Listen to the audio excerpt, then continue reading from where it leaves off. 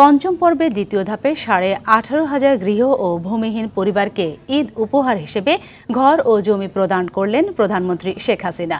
সেই সঙ্গে চলতি দফায় 26 জেলার সব উপজেলা সহ আরও নতুন 70টি উপজেলাকে ভূমি ও গৃহহীন মানুষ মুক্ত ঘোষণা করলেন সরকার প্রধান।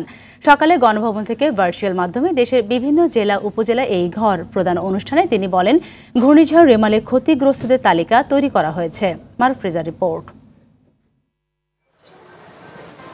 সরকারের মুজিব বর্ষের প্রতিশ্রুতি অনুযায়ী সারা দেশের ভূমি আর গৃহহীন 9 লাখ পরিবারকে পর্যায়ক্রমে দেওয়া হচ্ছে ঘর আর খাস জমি।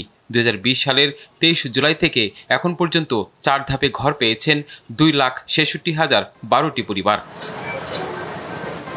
এবার পঞ্চম পর্যায়ে ঘর পাওয়ার তালিকায় যোগ হলো আরও 18,566টি পরিবার, যার মধ্যে লালমনিরহাটে 1,282টি, কক্সবাজারে 261 ও ভোলা জেলায় 1,234টি পরিবারের হাতে বাড়ি ও খাস জমি তুলে দিলেন প্রধানমন্ত্রী শেখ হাসিনা।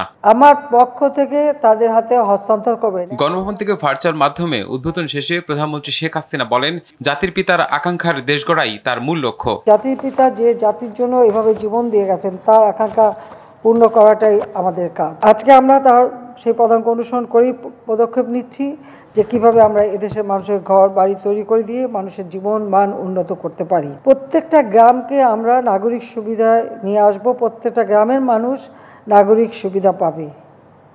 আমরা সেই নাগরিক সুবিধাও নিশ্চিত করে যাচ্ছি। সম্প্রতি ঘূর্ণিঝড় রেমালের প্রভাবে ক্ষতিগ্রস্তদের তালিকা তৈরি করা হয়েছে জানিয়ে তাদের সবাইকে নিজ নিজ প্রয়োজন অনুযায়ী সহায়তা করার কথা জানান সরকার প্রধান। যেগুলি সম্পূর্ণ ক্ষতিগ্রস্ত তাদেরকে আমরা ঘর তৈরি করে দেব, আংশিক ক্ষতিগ্রস্ত তাদের জন্য আমরা ঘর নির্মাণ উপকরণ দিয়ে সহায়তা করব।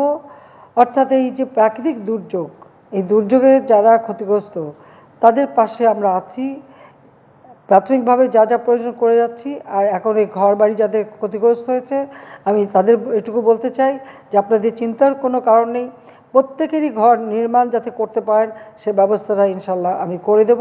উদ্বোধন শেষে প্রান্তিক পর্যায়ের সুবিধাভোগীদের সাথে সরাসরি কথা বলেন প্রধানমন্ত্রী।